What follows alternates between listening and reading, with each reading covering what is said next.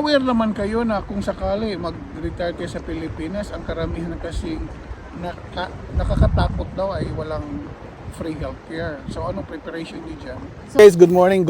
Natay bisita karon, no? Si Almera Aclao, taga Edmonton. Ang topic namin ngayon is about retirement, kung anong plano nila sa retirement. So, pakinggan natin si Almera Aclao, no? Kung anong plano niya, anong preparation niya, at anong gagawin niya kung sakali sa darating ang panahon kung mag-retire na siya. Good morning, Almera Aclao. Introduce yourself first. Hi, my name is Almera Aclao. I'm 53 years old. I live here. Mayroon pa talagang 53 years old. Diretso na. Podcast man, diretso na siya. Uy, ikato! I-edit na to. Diretso na. Honest lang ko sa akin. Honest lang daw siya. Honest. Walang cut to kasi podcast to eh. Uy, ikato! Ito yung podcast namin na walang cut, walang edit diretso. O sige, Halabera. Oo. I live in Edmonton. Okay. Nasa Edmonton siya. Saan ka nag-work ngayon? Siya sa isang healthcare sa Edmonton. So, ang topic natin ngayon, ano ba yung plano mo sa buhay sa pagdating ng retirement? Or anong opinion mo pagdating ng retirement? Well, because I work kasi sa healthcare aid, napansin ko kasi na mostly the family, they just left their loved ones. And then, bibisita lang sila kung they need to. Bibisita lang sila kung may sakit na, malapit nang mamatay. Yes, to be honest, that's the reality. Kasi I've been working in this kind of career for about like almost 18 years.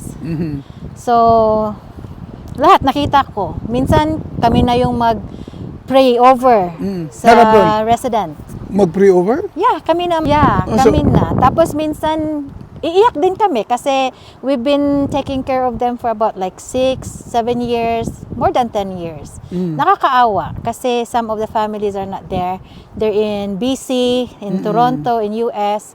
Tatawag na lang kami sa family na your mom may sakit, ganyan. Sometimes they will say, okay, let us know when she's gone. Tapos magkikita na lang sila on the funeral day and that's it. Yun lang. Pero nakakalungkot kasi syempre, you've been in their life, parang kami na yung family nila. Ganon. Plano naman namin mag-asawa for retirement. Yes, kasi andito pa kami, hindi pa kami sa retirement stage. Work, save. Kasi based on my experience, parang even though nandito yung mga anak ko, dalawang lalaki, of course, lalaki yung mga yon. Nakakatuwa nga.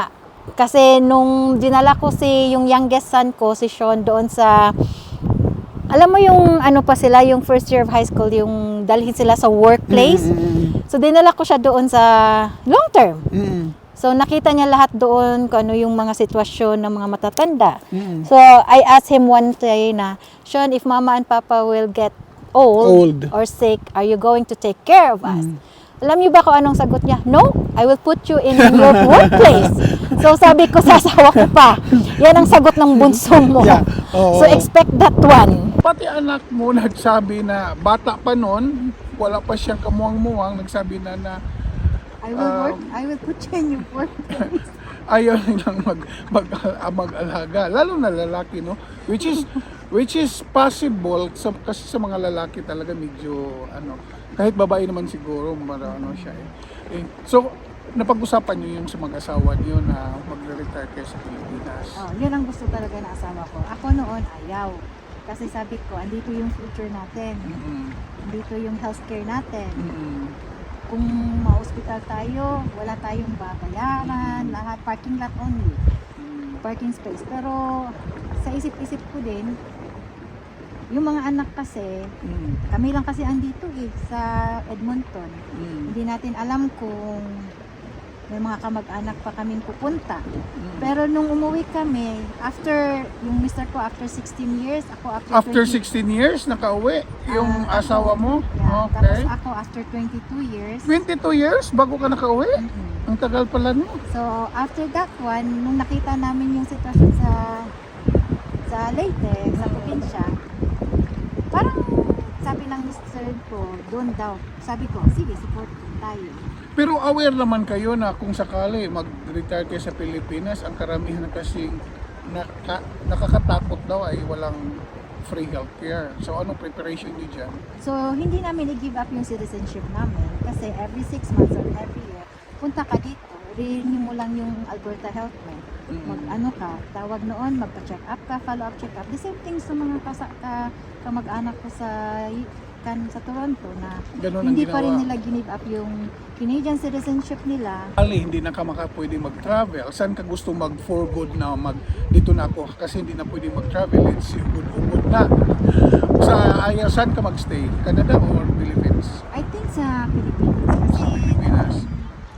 kung sa asawa ko lang sa Pilipinas, pipiliin. Andun yung mga kamag-anak niya, friends, family. Like At saka that. nandun na rin yung na-invest niyo, di ba, sa Pilipinas na masasabi natin na baka sakali makatulong na, malaking Yes, tulong na plus malaki. pension from Canada, gastusin mo sa Pilipinas, yung value ng peso to dollar to peso, malaki talaga. Yeah. So anong masasabi mo sa mga kapwa nating mga Filipino na sabi nila ayaw na nilang mag-uwi ng Pilipinas dahil ang healthcare daw hindi maganda, walang libre ganito ganito.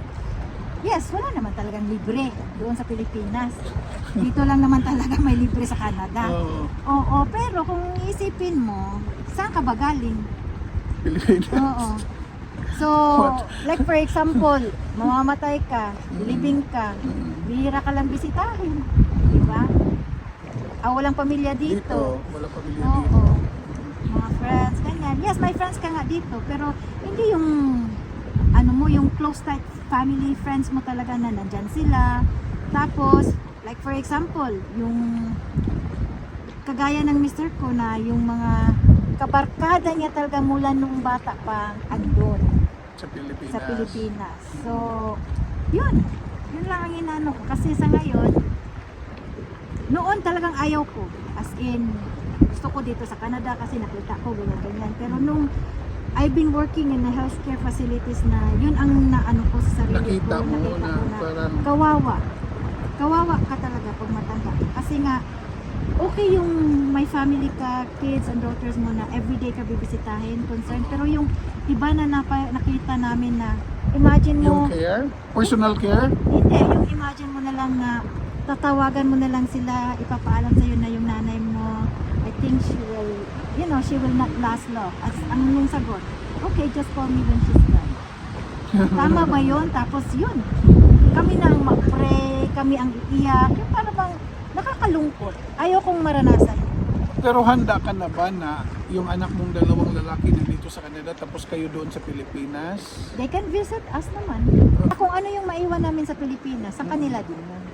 Pero kung halimbawa yung hindi na kayo makabalik dito tapos mayroon silang mga pamilya na dito, handa ba kayo na kung sakali may mangyayari sa inyo sa Pilipinas pagdating ng panahon na hindi rin sila agad-agad makauwi? Well, kung mamamatay kami, doon sila uwi. Oo, diba? Kasi for sure naman, maghahanap sila ng paraan ng uuwi sila. Kasi parents nila kami. Tsaka isang maganda doon sa Pilipinas, kahit wala kang pera, makakain ka anytime. Punta ka lang sa dagat. Oo, punta At saka ka sa mura. pantal sa palaisdaan, manghingi ka ng kahit konti, pangse. At Meron na saka kang mura, bigay. at saka kung mayroon kang backyard, magtanim-tanim ka lang. Tanim, marami. Malaki Tsaka talaga maraming ito. niyog doon, gawa ka ng butong, ay sus, ang sarap na ninyo. Busog ka na. Tsaka yung kapitbahay mo, kung anong mayroon sila, Oo. pwede kang manghingi. Dito, wala kang kapitbahay. Wala kang kapitbahay dito sa Canada. Lahat bibilhin mo talaga. Oo. No, di ba? At okay, maraming salamat sa aming